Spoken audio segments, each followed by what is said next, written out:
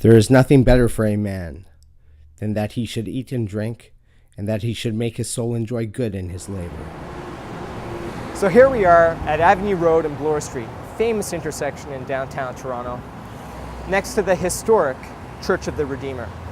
Nestled behind the Church of the Redeemer, at the base of the Renaissance Plaza, is Prego Della Piazza and its patio. The famed restaurateur Micheal Carlevale has owned the restaurant for close to 20 years now. And what began as a biographical documentary about Micheal and his career quickly evolved into something a little more complex. Are you kidding me? That food is not out of here yet? Henrietta. Go, yeah, please. If I were to go away, could the restaurant sustain? Is unfair and really simple. The fact of the matter is, either someone competent would step in, or they wouldn't. so it either would or it wouldn't. I have not just a very talented chef, but he's also very, very smart. And I have a great maitre d'. He's also very smart, very experienced. Even if I should decide to go away, I really have complete faith that the restaurant will continue. And in fact, I intend it to continue. I intend to go away, either in the next 6 months or in the next 5 years. And the restaurant will continue because it's a great restaurant in a great place, and it has a mission to the city and a continuity. It's been here 17 years. I really have faith that it will continue. Interesting question. Can I go away? Yeah, and when I do go away, which is, I don't go away for so long in recent years, but I don't look back. I'm sitting here now. I'm not. Massimo, bene. That's important. Micheal introduced us to some people that influenced him throughout the years. Peter Oliver, Massimo Capra, Franco Prevedello, John Maxwell, Aristides Pasparakis. We started to have conversations on camera with these individuals. The question, can a restaurant exist as a democracy?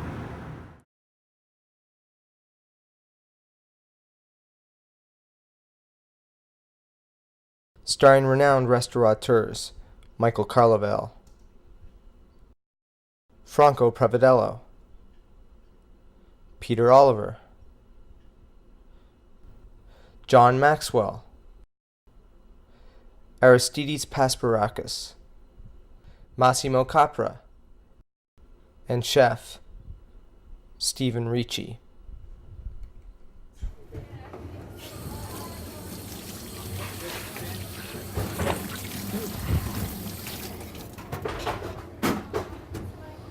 Is it just fucking me, or we can't have anything in this? Pass me a towel over there, Colin. Sorry. Here. I got it. Thank you. Let me get some lobster.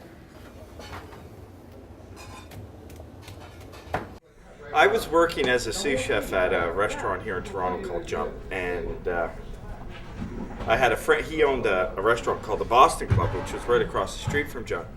So, when you want to get a break from the restaurant, you go for a walk. I'd go for a cigarette and see my friend who was cooking at Boston Club.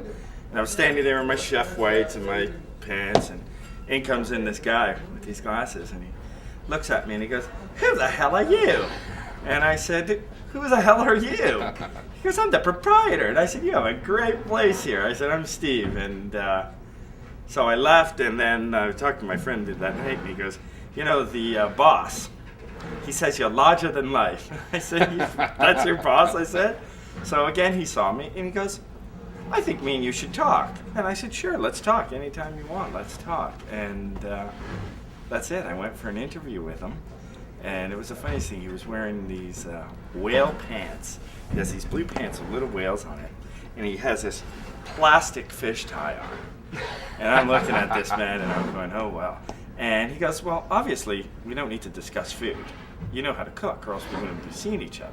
Yeah. And he goes, what do you think of this tie?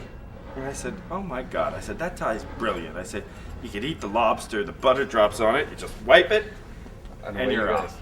And that's how we started.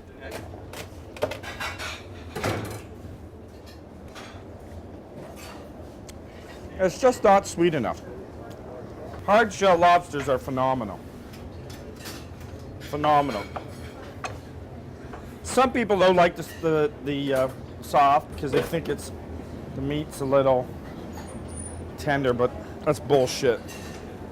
It's crap. We got enough lobster shells, I don't want to keep anymore. Are you gonna make a biscuit out of that? We have so much lobster shells in this place. I can't even begin to tell you. In the freezer, I am lobstered out. I don't think that sole proprietorship is a particularly important aspect of the dynamic of the prime mover against the democracy of the group working together. Absolutely not. It's finding a soulmate. It's finding somebody that understands their space, what they're good at, for the common good. For the common good. He's done this a long time. Oh. A long, long time. I'd like him to sit back. I tell him sometimes we sit back, me and him, because what we do is we like to go upstairs together for an hour and go through the day's business and whatever, shoot the crap with each other. And I'd like for him now to start smelling some of the roses and the fruits of his fucking labor. He's worked very hard. Yeah. This business is a killer. Hello? What the? Ephraim, come and see me fucking tomorrow. I have a big order for you. Yeah. Tomorrow, not tonight. Okay? What time can you come here tomorrow? 3 o'clock, 3:30? 4:30? Give me 7 small salads. 7 small salads. 7. You know, Ephraim, I told you to come and see me at 4:30, 5 o'clock, and now you come here at 9:30, and I'm busy. And how am I going to fucking talk to you? Please, man. Go. Big Daddy, bring that shit over there. Hey, give me a ramekin quick.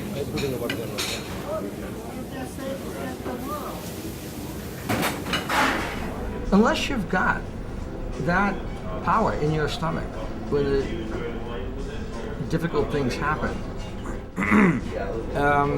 then you're not going to make it. So the power is real. The power in a positive sense, right? It's power. Somebody is to lead, somebody is to follow, somebody is to be with you. We cannot all go through a door at the same time. And my mother had a beautiful saying, very democratic saying, in church we cannot all sit in the first pew. Well, I think when I had one restaurant, it was definitely not a democracy.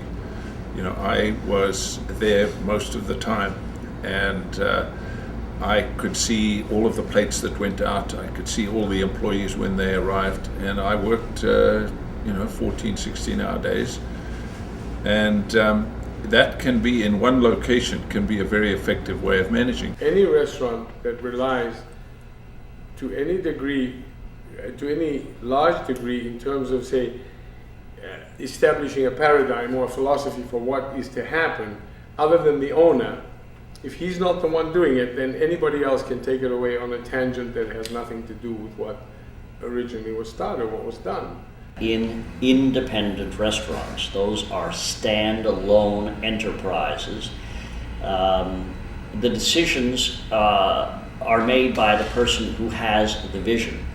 Now, you can attempt to cultivate staff members who share the vision.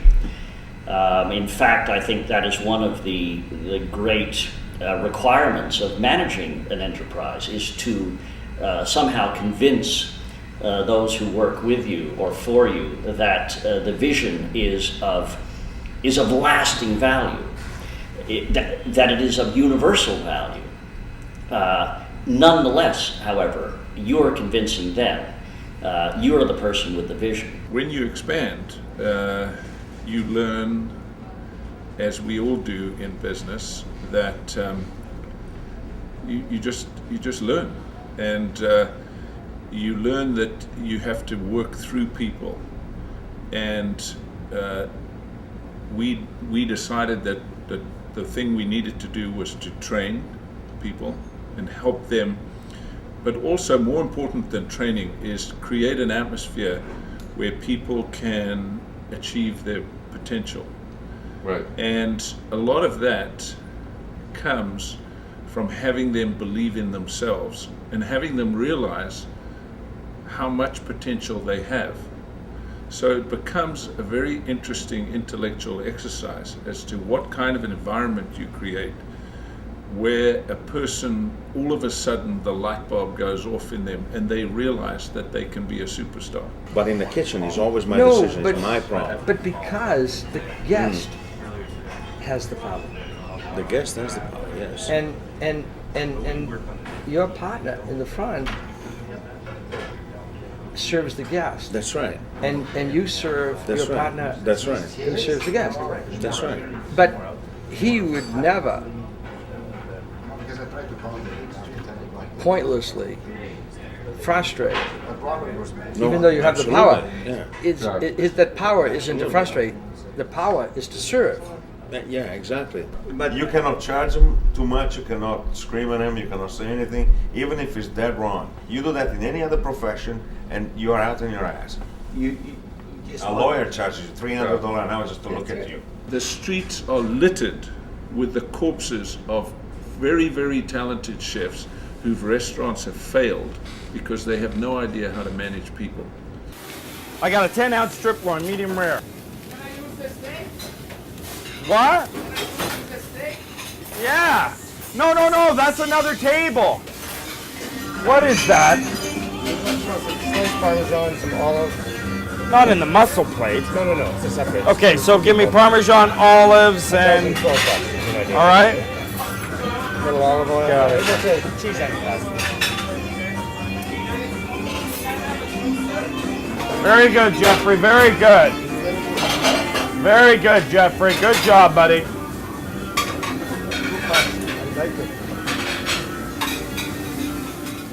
Anything else you guys need?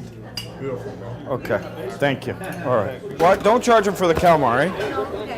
Just charge him for a whole steak, a whole snapper, and a pasta special.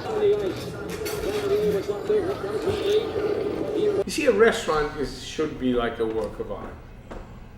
And art, other than in the last century when movies and things came into our life, movies, television, art was always a very lonely and personal statement where one person expressed himself either by painting, writing a book, writing music, whatever. The fact that a piece of music written by Mozart was played by an orchestra of 100 people, they still followed his music. The concertmaster decided how they were going to do it. The conductor did his little thing, but there was an order to the things, In a restaurant, if you don't have that kind of order, you end up with chaos. I mean, everybody finds their place here. I think really that's what happens in the end. I don't think anything is managed in a way where people do this, people do this, people do this. It's like a progression in time where certain people pick up different jobs, and after a while you find that we find balance that way. A restaurant is all about a conception and its execution. The conception is not from a committee. The conception is from the proprietor, from an individual. It's easy to talk about many aspects of restaurants because the horizontal line and the vertical line is so large. But we are talking about one industry, and the fact of the matter is, as Franco said, whether it's the orchestra or whether it's IBM or Ferrari without Schumacher, there's no Ferrari. But I'm on to something, and it is that individuals make things happen. I don't want to downplay the importance of an individual. Okay, people there are leaders and there are followers. And a leader is a guy who really makes followers want to walk through the wall for them. I always think that restaurants are most like sports teams, and that the proprietor is the coach or manager. A quarterback on a football team. When you go into a huddle, you see them when they call the play. There's one person calling the play. Yeah. But that one person is in charge of the field. He's in charge of the offense. The coach calls the play to the quarterback. The quarterback calls it to the rest of his players. Yeah. So it's similar to that. Michael will call a play and we'll run it Yeah. for him. And we have to be a team. Yeah. But we also have to be the bosses. Somebody's in charge. Somebody has to make the decisions, and someone has to be responsible for the decisions. It cannot be a layered structure, in my view. You have to be a team in anything. If I wasn't a team with my cooks, we weren't a team, nothing would come out. This is a Canadian Angus strip loin. So we got 5 guys here from Chicago. So I'm gonna let them taste our beautiful Canadian Angus beef. We age it for about 2.5 weeks here, nothing more. I found there's a little bit too much wasted. When I get it in anyways, it's about 3 to 4 weeks wet aged. So I just like to firm it up, put a little gravy.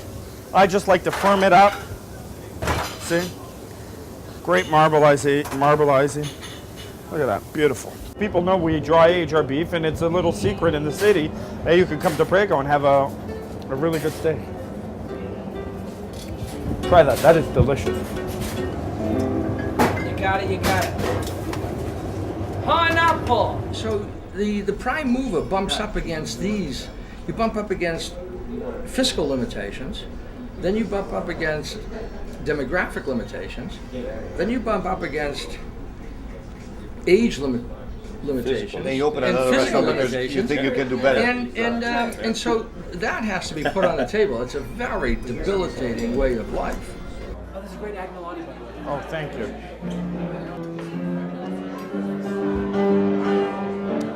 Okay, guys. What I gave you is I gave you some halibut, some Pacific wild salmon, and some Nova Scotian sea scallops, okay? And I did it all in a white wine sauce, okay? A little bit of garlic. We have some lobsters with some clarified butter, and we have some Canadian Angus beef sliced with a little reduction. All right? How about a glass of wine? I will. I'll come enjoy. First get to eat, and I'll come and join you guys. All right? Thanks a lot, guys. Enjoy. You want dessert? Excuse me.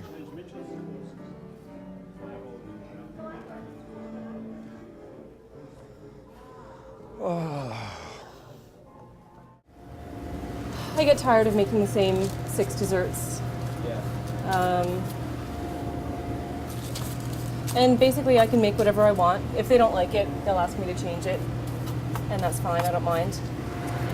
It's actually nice and quiet. I could use a radio, but it's like the cookie therapy room back here. People come in and they sit on the freezer and they talk. And I get all the dirt. I wasn't actually a pastry chef. It was more of a hobby on the side. And then the position came open and they offered it to me. So yeah, I went from sort of having a feel of the main kitchen to going back to square one back here. I go through about 30 or 40 loaves a day. And I'll run ideas by Steve, and if there's anything in particular he wants on the menu, he'll tell me and I make it. Sometimes restaurant owners use partnership to create their forays into the industry. And in the case of Micheal Carlevale, he didn't have a great experience with partnership. He worked with great people and great individuals, but the chemistry wasn't there. So we were 3 partners in the business. And one was a very wealthy lawyer. And I said to my colleague, you know, you and I are equal. You know, we've paid him back his money. We don't, let's just run it the two of us. And that was just an idea that was neither right nor wrong, but something that came to me. Maybe inside I am a bit of a control freak or something, or I don't know. I don't know whether I was right or wrong. I wasn't right or wrong. It was just an idea, and my friend didn't subscribe to it at all. And in fact, he joined with the other chap, and I left. I didn't handle it emotionally or psychologically well at all, and had a breakdown afterward. But you obviously bounced back. I not only bounced back, I'm very, very, very good friends with my ex-colleague to this day. In fact, I'll be seeing him a little later on tonight. In the case of Peter Oliver, Peter Oliver has a formidable, extremely successful partnership with Michael Bonaccini. We have 350 employees, and we serve 12,000 guests a week. Gosh. So all of a sudden it becomes a different challenge. And if I ever feel down, which luckily I don't feel that way, but if I do, I go and I watch the young chefs at either Jump or Canoe or any of the restaurants, and I watch their sense of purpose and their sense of engagement and their mental energy. And it really motivates me. These are young bodies, they're eager, they have a passion for the quality. And then it makes me think, geez, I have a real responsibility to create an environment where these people can shine and be the best that they can be. So it should be said that partnership can work when the chemistry is there, and when it's meant to work. We segued to sole proprietorship, of which I've almost always been a sole proprietor. My experience of partnership was disastrous, but only in a business sense, not the human sense. Stop it there for a second. I've had partnership, but I've always paid the bill, so I'm a sole proprietor too. That's democracy. To be in Michael's position, where he has had to be a maitre d', a cook, a waiter, honestly, the longevity of it, I'm amazed by it. I emigrated to Canada in August 1979. I knew only one person here, a nice fellow who said, on your first night, I'm going to take you to one of the most interesting restaurants in the city. And off we went to Bersani and Carlevale on Avenue Road. And I walked through the door, and I'm convinced to this day that Michael mistook me for someone else. Wrapped his arms around me, gave me a kiss on each cheek, told me how happy he was to see me. We sat down, had a fabulous dinner, and we have been the closest of friends and colleagues ever since that night. And it is the case when Michael was behind the stoves and out front in the room and behind the bar at Bersani and Carlevale, there wasn't a single visitor to this city whom I ever entertained that I did not take to that fabulous, unique, and special restaurant. It goes back to the civility of the table, the belief in this hospitality. Babette's feast. And so, there's training, but there's the person who makes them believe. A lot of times the biggest concern is, okay, I've got to pay these suppliers, and where the hell am I going to find the busboy for this or that and the other thing? If you can get to a level, which has taken me years to get to, where you can be thinking, how can I create an environment where this person can be everything that they can be? Yeah, that's a real buzz. It is so often the case that a successful business is analyzed, and the focus is, how can this business grow? I don't think the restaurant business is as conventional business driven by growth. I don't think growth is either inevitable, nor do I think it's desirable. in so many cases. If you bark orders at people and you call somebody a blithering idiot, it sort of makes them clam up and just follow orders. If you say to the person, you figure out what you think is the best way, but these are what the guiding values or guiding principles are. It's amazing how people rise to the occasion and they use their own ingenuity, and then you can see some guy that you think initially may not have amounted to much surprise you, because in 50% of the time they're as smart or smarter than you are.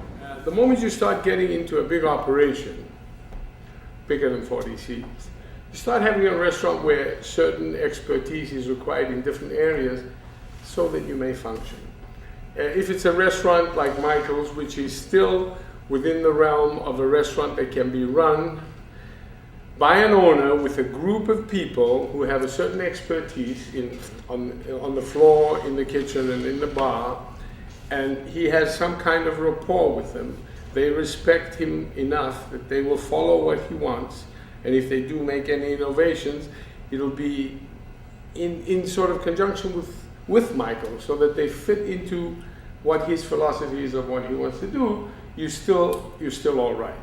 The moment you get into an operation where you have 3 lawyers and 2 accountants who put up the money, and they've hired a manager and a storekeeper and this and the other thing, and they, of course, none of whom have any expertise in the restaurant, they in turn hire a whole bunch of other people, you lose sight of who is the most important person. The most important person is the one that can get away with the most. You know what it takes? How are you? Buonasera. Let me take your coat. Bread and butter. Water come to the table. And you already feel like they're here. And then things float. Who cares if the bread is made? It has to be perfect. But I don't care how good it is if it never gets there. How's about those salads for Micheal? Huh? Spencer! You feel beaten up? Why, what'd you do last night? No, I'm all right. I didn't do anything last night. you? I just stayed up late. So, anyways. I don't know how you scheduled your bar for the film festival. Yeah, I have no one to schedule. This is going to be a mess. Does that open up for them to go in and out of? Is this for the church? Oh, this is to Northern Properties, and this is for the church. So I'll bring this over to the church. Okay. It's too late. And this is. Did anyone send this down? Could you read that, and I'll go over to the church? No, I'm saying, once you do that, take a break. Yeah, Micheal, this is perfect.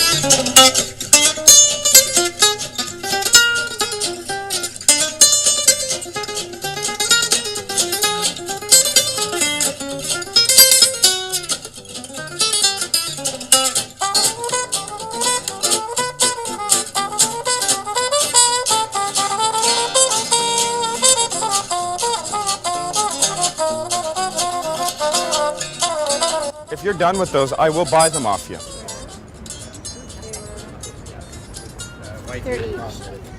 30 each? Okay. Did you go into the church? Holy Jesus. I know. I want to make sure I want to. I'll tell you something. No Roman Catholic church would let that happen.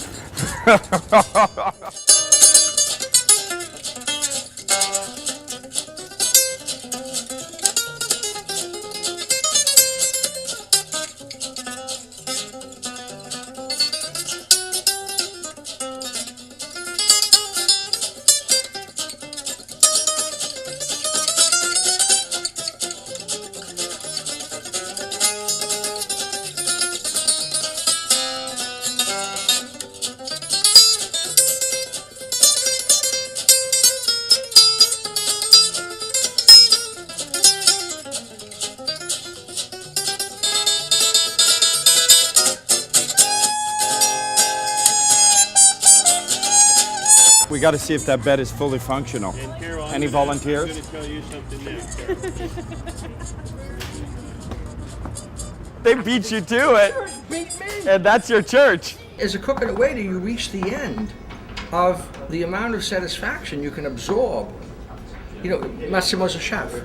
Well, you know, you can only stand on your feet at the stove so long, and you get tired. You know, you get tired. Everybody you get tired. And from a prime mover point of view, you know, you can only, you know, write a nice menu and make a nice meal and make the wines work and, you know, so much. And then there's an emptiness. You say, gee, is that all I am? We've learned from the interviews that it's up to the individual restaurant owner to create great content and to assemble a team that can create great content. But the level to which the individual restaurant owner needs to be present or needs to be wielding an ironclad hand is somewhat uncertain. It doesn't matter how good the food is that the chef is making in the kitchen. If the waiters sabotage you to any extent, whether because they don't pick up the food right, whether they don't serve it properly, whether they're rude, they do all kinds of things. Their breath smells bad. They pick on your wife and you don't like that. Or whatever. They can actually destroy what you've done in the kitchen. But that breaks down all the way to that last little person working for you who seems to be totally insignificant. And all he's doing is washing dishes. But he washes them in such a way that there's always a layer of oil on them, or slime, or a bit of egg, or whatever. This is not a political system. This is a cultural enterprise. It's about eating, drinking, style, relaxation. There are many elements to it, but it's certainly not a political organization. So ultimately, you know, the business relies on so many people doing their little bit correctly. It's a little bit like making a film. Yeah. You know what I mean? It's like you can go out there and shoot the most remarkable shit in the world. If the guy who edits it decides to throw it on the floor and you don't have any control, I mean, you end up with shit. And that's basically the restaurant, you know? John is tough, and his expression is meticulous. You know, I think of myself as a little gentler, but probably not so. Oh, well, I, of course, see things exactly as the opposite. Within this non-democracy, within the structure of the restaurant, of course, there are ways of getting the message across.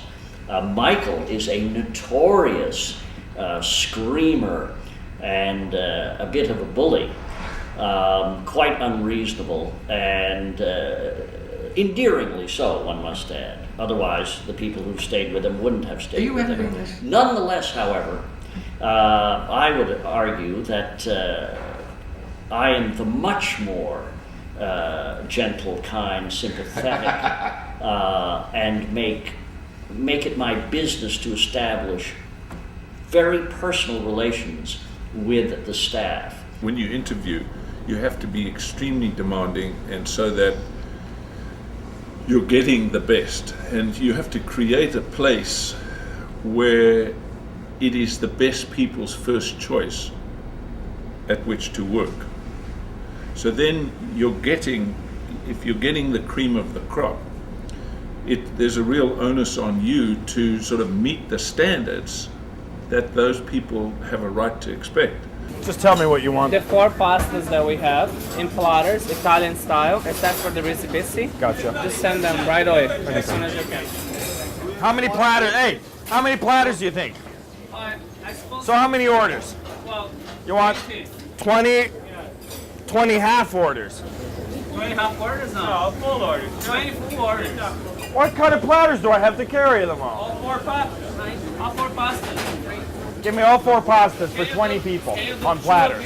Two platters of each, and then send it 2 platters of each, yeah. Remember, the people whom we employ are special people. They're not people who want to be on Bay Street. They're not people who want to be advertising executives or auto mechanics.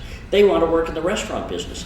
They want to work with people, with hospitality, with beautiful food and beautiful drink and beautiful tables and lovely glasses.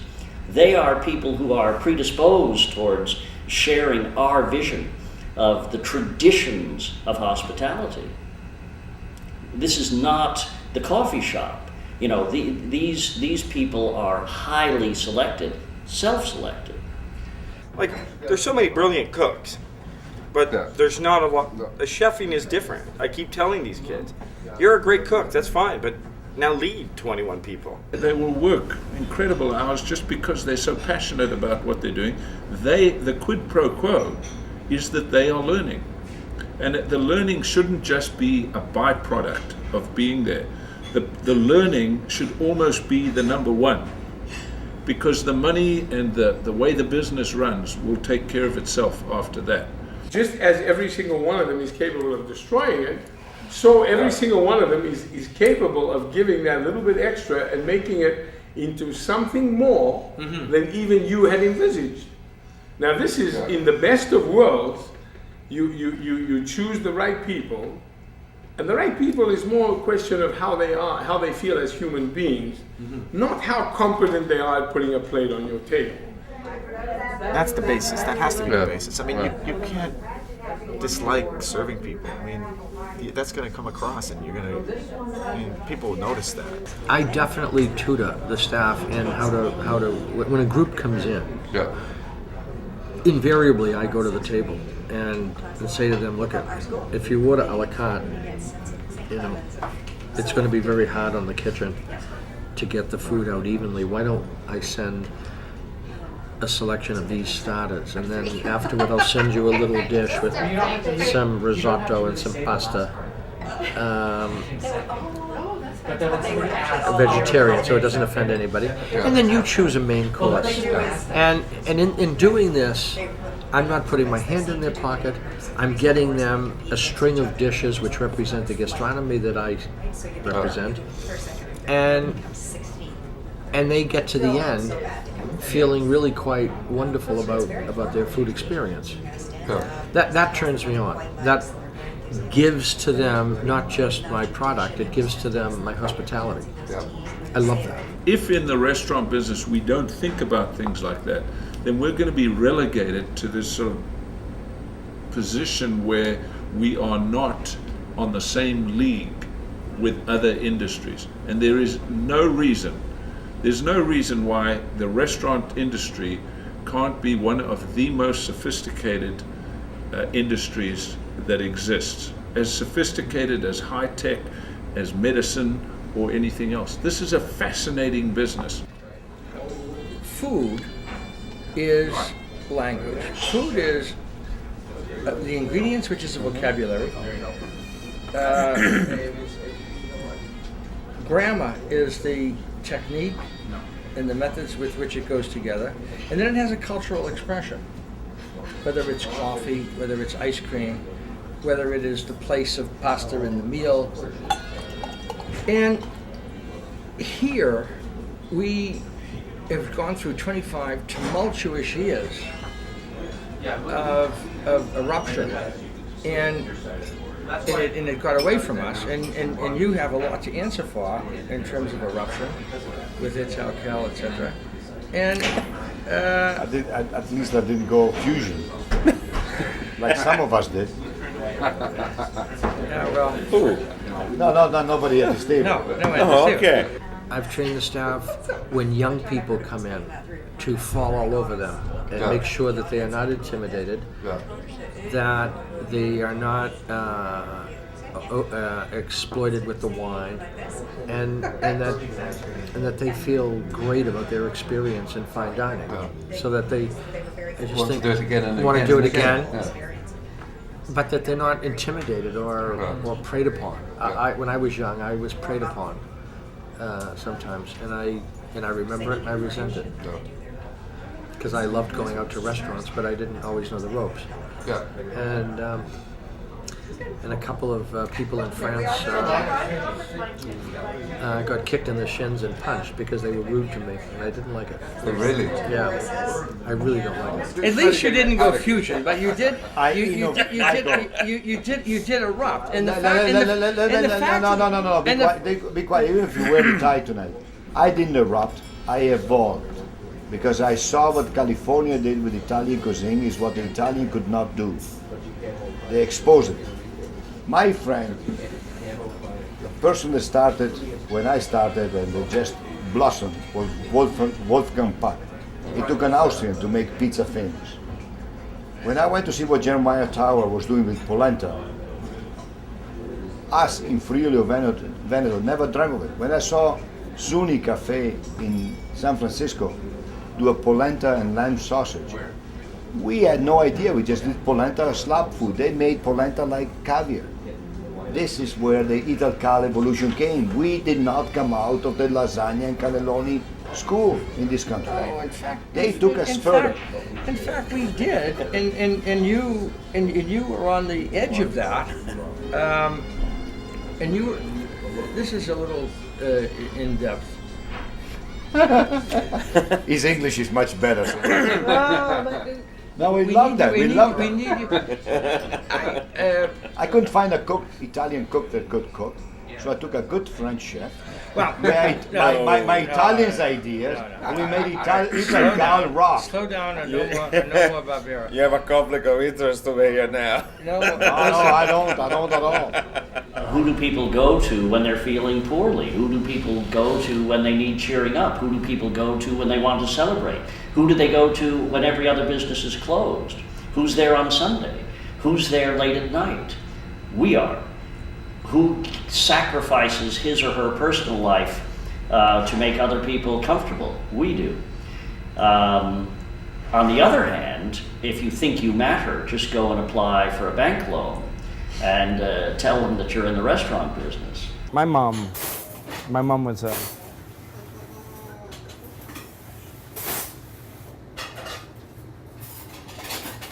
she was an unbelievable cook. She was unbelievable. And she came in and taught these kids. She unfortunately had a brain aneurysm, or she had a stroke, and she just died on us in February of this year. But before that, she came into the kitchen and taught these kids how to make gnocchi and tomato sauce, and unbelievable. So I've always been around food with her mother and my mother, and then I started like at 14, and I really had a knack for it. It's just something that, I don't know, I like to think of it as a vocation. You're called to it if you really love it, or else why would you be here? Our business, our industry has still a sadly questionable integrity issue with the general public. Sad. Not in every country, but in Canada. You know, I don't care if I got 20 white hats in the kitchen. If they don't walk through the front, if the people don't walk through the front door, the white hats can go home. Michael, everything is the same. You cannot sell out of a suitcase anymore, but you still have to sell. And you still have to portray the proper product. Hey, Paul. Hey. Oh, you may want to film this. Michael's on the phone for me, so I don't know if you want to. Yes, boss. Yes, sir. Anything. Yeah, I'm picking you up. Yeah, I know exactly where you're coming. I already did the. I did the internet search. I have your flight on my computer, so when you land, my computer at home rings, and that's when I leave. Okay? It's already been handled, sir. They're coming in on Thursday. I'm making you clam chowder, your quahogs, and your lobster. A typical New England meal. Okay? Bye. Yes, sir. Huh? Chowder is, it's not an everyday chowder. That is like, it's not every day. That's. Well, I could say I honestly learned it. Than that. I learned it from you and Jasper White, two New Englanders. I told them, I said, at Prego we make it a little looser, but that's a Boston Club chowder. It is. Intense and. It is. It's perfect. Good. Should I go with your pasta, or do you want me to slow down now?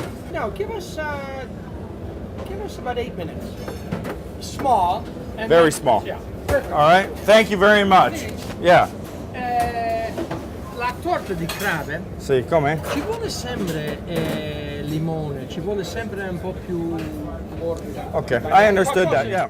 an individual restaurateur like Micheal, it seems, always feels not a burden, but feels a need to be at his restaurant. It's almost like a tug of war. You know, he just, it's his baby and he wants to be there. And when he walks into the room, you know, he has to have the lighting a certain way. And that comes from a feeling and a sensibility. And there has to be a certain mood within the kitchen. So he gives his head chef, Stephen Ricci, certain freedom to control the kitchen to a certain extent. And then he has his floor manager who also works with a certain freedom. But Micheal, it seems, can tap into a place that is, you know, very unique. When I come through the door, and you know exactly, you know, I have to go like this. And you know that better than any. You have to go like this because they're relying on you. And my job is to come in and go like this. Every night, a little bit more salt, a little less salt, pour the wine the wrong way, give the guy the wrong look, and you toast. This is not movie, this is pure theater. My voice has to be right. I have to look good tonight. I don't feel good. I have to go on stage. It goes back to the civility of the table, the belief in this hospitality. Babette's feast. And so, you know, there's training, but there's the person who makes them believe. Great companies have this set of values, and when an employee comes in and they do not espouse those values, they are expunged like a virus by the other employees that are within the company. You either subscribe to the way in which we do things, or you're out. The question as to whether or not a restaurant can exist as a democracy can be answered with one word: sometimes. And only if the individual restaurateur wants to run his or her restaurant as a democracy. You can aspire to running your restaurant as a democracy, it appears, but whether or not it actually happens is something completely different. And that is about this power, that is about this culture, that is about the foundation. Otherwise you've got mediocrity. To the extent that we are not a democracy, it has nothing to do with the dictators at the top. It has to do with the company's ethos. That is what drives the company, and that is what will not be compromised. Each restaurant sets out to do something different and in my view special.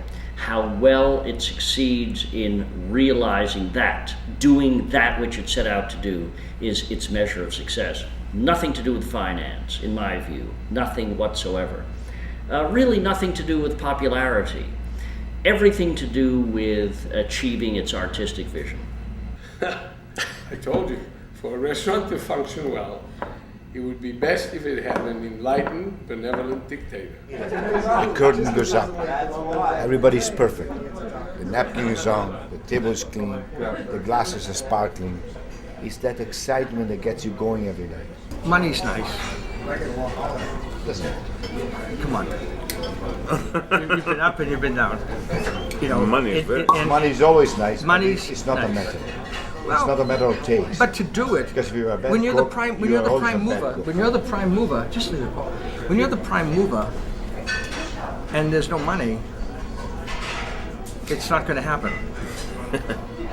It's an illusion of money. It's like theater. Definitely, that's a very interesting point of view. No, it's excuse me. It's an illusion of money. That's very good, Franco. You're not wrong. No, I don't know. That's why he's here. He's very smart. It's an illusion of money. Money's very good. Yeah. I've had it, and I've not had it, and it's definitely better having it. A lot better. I don't think anybody can dispute Point final. that.